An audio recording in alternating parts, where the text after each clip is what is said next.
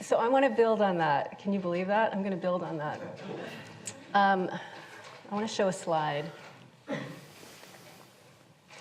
Because I think what you're talking about is… Why is it a headless butterfly?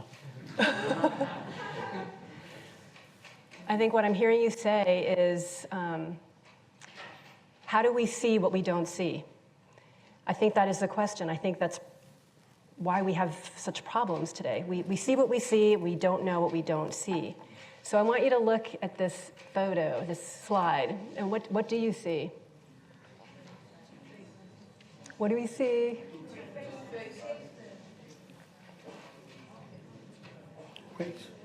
So it depends on what you focus on, right? Some people see the butterfly, but some people see the faces in the space. So I think what I hear you say is we need to question what we perceive and what we see. But the problem is we didn't really learn in our education how to do that. There are certain assumptions we make that we take as truth. So I'm wondering, if we're talking about business and leadership, what are two or three of the key elements of the status quo of business and leadership today that we are taking for granted, that we're taking as truth, that we need to take a different perspective, a more systems perspective, a more holistic perspective? What would those two or three things be that you believe we need to really question and challenge and maybe transform? So there are two dimensions to this. There is one thing is management, another thing is leadership. Management means it's just glorified housekeeping. Yes. The existing situations, you just manage. Existing situations may be large, small, something, you're managing it. Leadership means you're expected to see and create something that people are willing to put their lives into your hands because they believe you can make them achieve something that they would not do by themselves. That means you are going to open up a dimension for them that by themselves they would have never opened up. Only then people gather behind a leader. Well, elected leaders are different, but if leadership has to happen without effort, if leadership has to happen in such a way you don't freak every day, people should be seeing that you are a bigger possibility than they are. For their lives, not for your life. They must see by being with you, bigger things will happen to them than by being by themselves. If you open this possibility, leadership is a natural and effortless process. Otherwise, you're trying to be a leader. I think that's why I just wrote that poem of how a leader is a fool, because so much is happening in the world. Before human beings came, so much is happening. Is there a leadership? No, it is just a certain force moving this. I must tell you this, when I want to create something new, one classic example is the Rally for Rivers where briefly it came up. In 30 days' time, we got the support of 162 million people. Now before another movement has gathered that kind of numbers. In just 30 days' time. In these 30 days, I was driving from southern tip of India to Himalayas, 9,300 kilometers. I personally drove. I was the only one without a spare driver, everybody else had a spare driver to drive. In these 30 days, I did 142 events and 184 interviews with the media. So literally, in those 2 months, probably I was covered, everybody with the media was saying, you've been covered much more than the Prime Minister of the country. This happened all in about 59 days. It has been on my mind for over 12–15 years, but I never articulated this. Only about 59 days ahead of the rally, I told the closest team around me, we need to do this. They said, Sadhguru, this is across the country, how will it happen?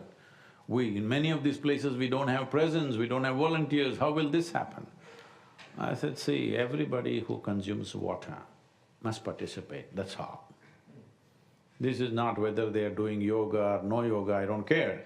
If they're consuming water, they must rally for rivers. I said, how will this happen? I said, you just do this, this and this, it will happen. Why I'm saying this is, there is something called as human consciousness. Consciousness means just this, an intelligence which is beyond memory. That means it is not functioning from what you know, it is functioning as an exploratory mechanism. So once it is set in your consciousness, you don't even have to give instructions. Everybody will just do what I want them to do. People that I know and people that I do not know. Every human being is doing this to some extent, but there is not enough, what to say, cleaning up. When I say cleaning up, the nature of life is every day you pick up memories, variety of memories. Everything that you see, everything that you hear, smell, taste and touch and experiences, words, you're picking up memory.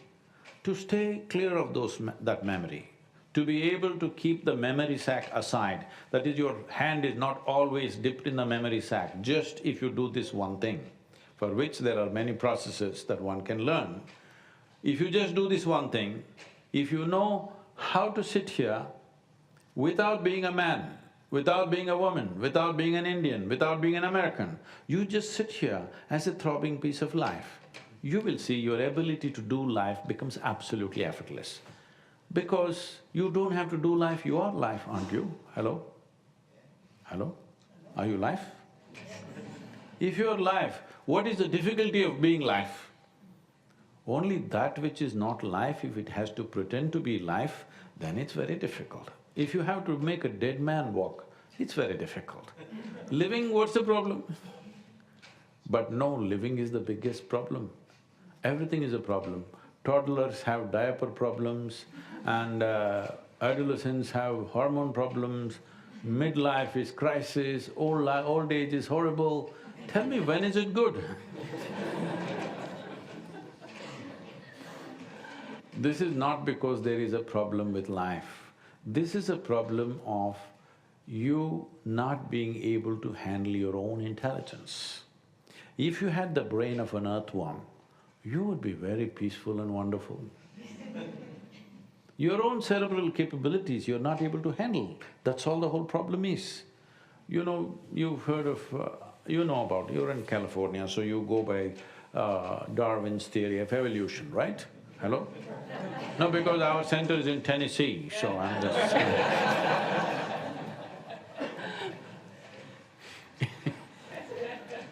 So,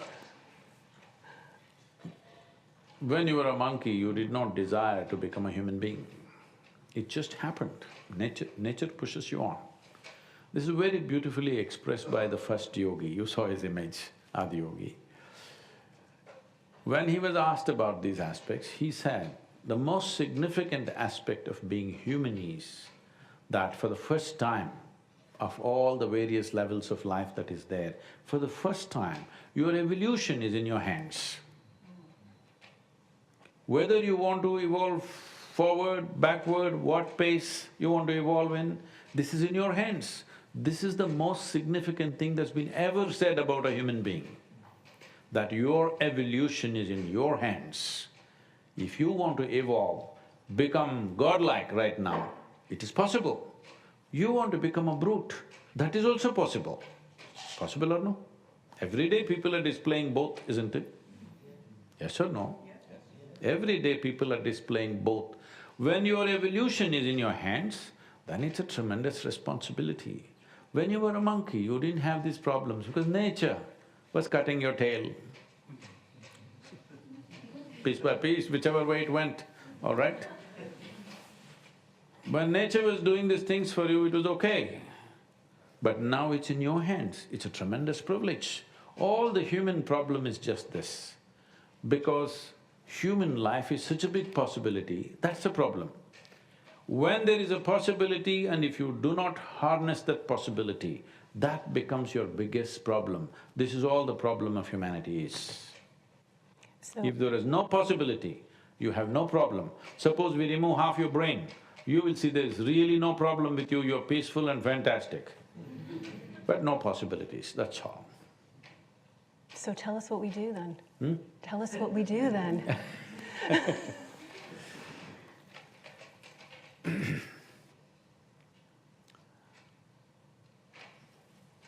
See, I must tell you this. Shall I… can I lament a little bit? Just a little. It happened to me. I was… right from my childhood I've been a cloud of billion questions, always, questions, questions, questions. Nothing anybody said made any sense to me.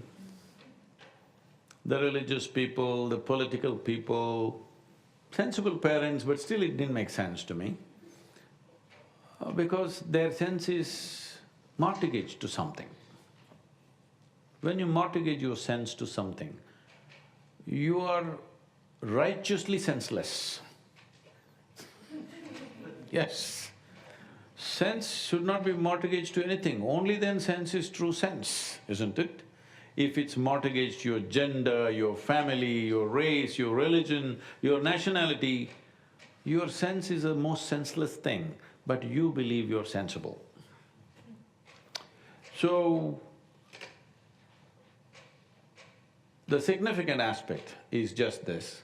I grew up and slowly as I figured a few things and I became very successful with whatever businesses I was doing, I started really nearly half a dozen businesses in about 4.5 years and became very successful. Everybody was clapping their hands, far more successful than you would expect, most people in that time. Everything going great, you're young and you're doing what you want to do, everything fine, and I'm a very smart young man and cocky, going around. On your motorcycle. Yep. Because that gave the maximum freedom. I'm still on it. So, one afternoon, I just went up a small hill which is part of… this is a little hill in the middle of a town where if we want to test our motorcycles, we go up this hill. If you want to party, we go up this hill. If we fall in love, we go up this hill. If we fall out, we go up this hill. If you have nothing to do, we go up the hill. So one afternoon, between business meetings, there was a little bit of gap. Simply not even thinking about it, I went up the hill. So I know this place very well, I've camped here, I know this hill very well. So I just went and sat on a rock and suddenly I realized everything that I thought was smart was suddenly stupid. Suddenly I felt like an idiot of the highest order because I suddenly did not know a thing, but everything is assumption. Everything that you think is science, everything you think is social, everything that you learn from your childhood, it's okay for survival. But if you really want to know the nature of life, it is just all rubbish, you don't know a damn thing. So I just burst into an experience where if I sit there, simply every cell in my body was dripping ecstasy. Initially I thought I'm going off my rocker.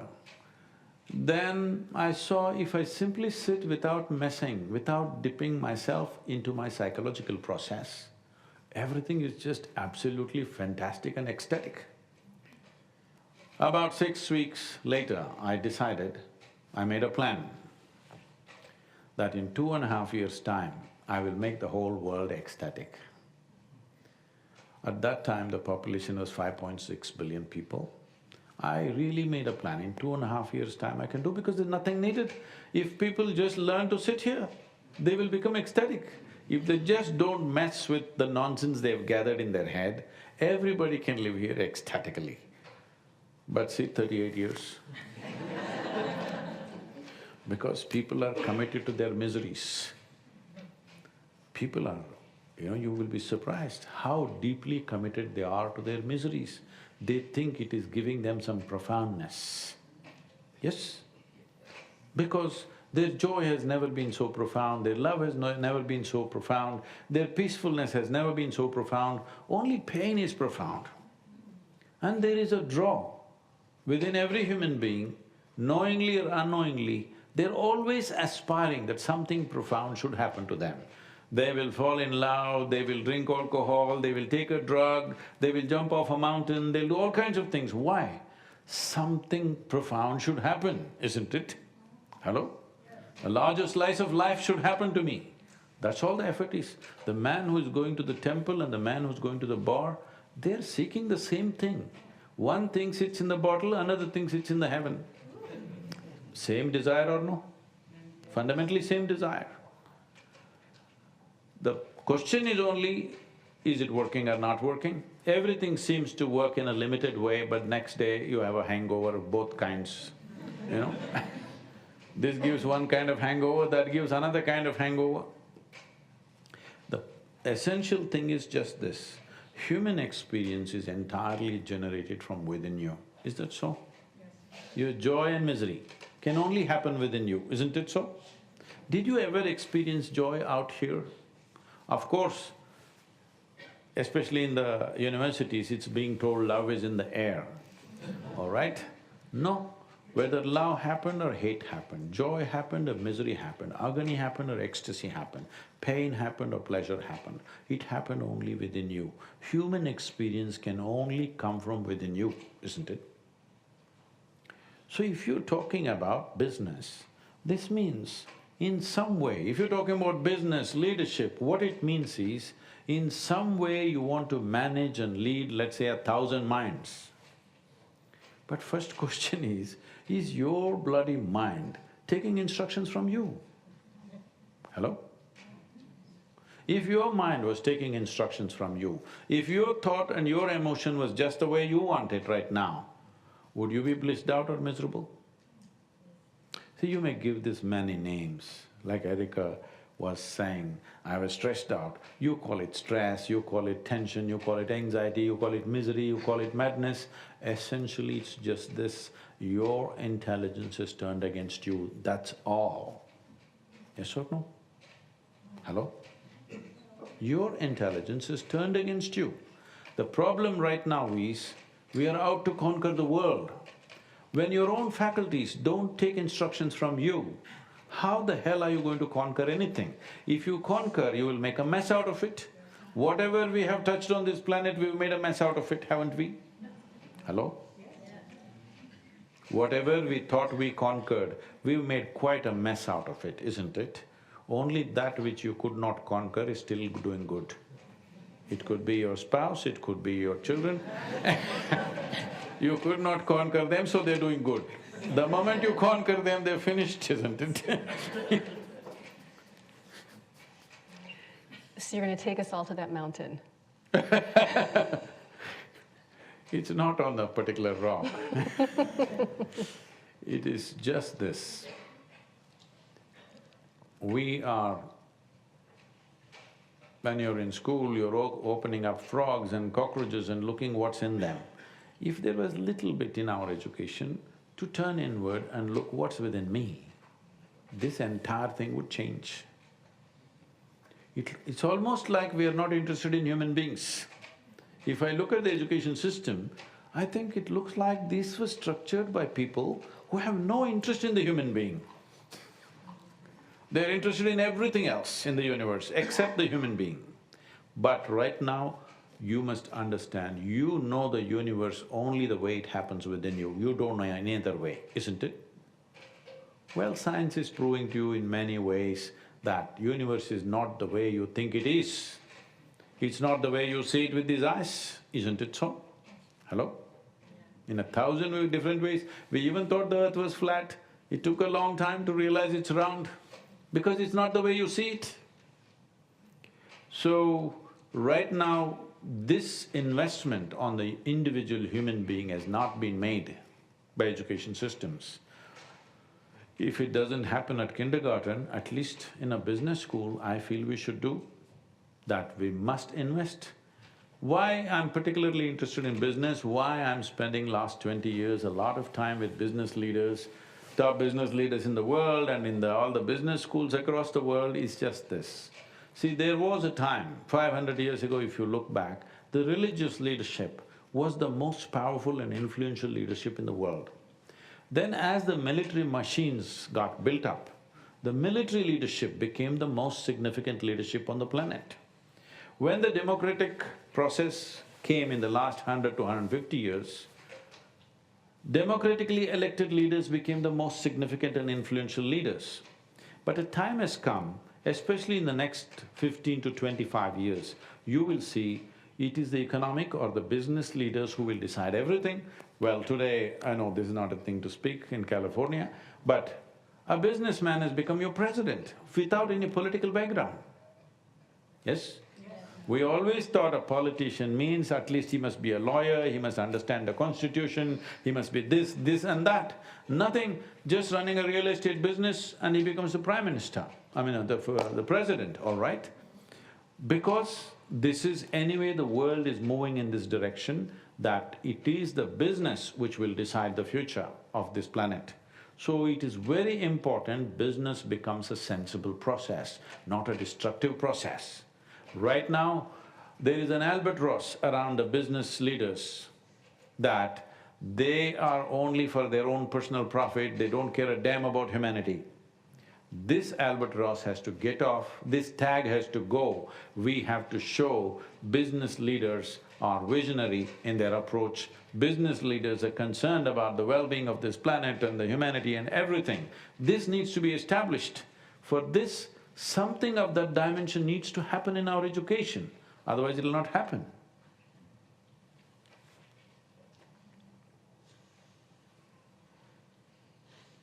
Did I say something wrong? No, no, I'm amazed at you.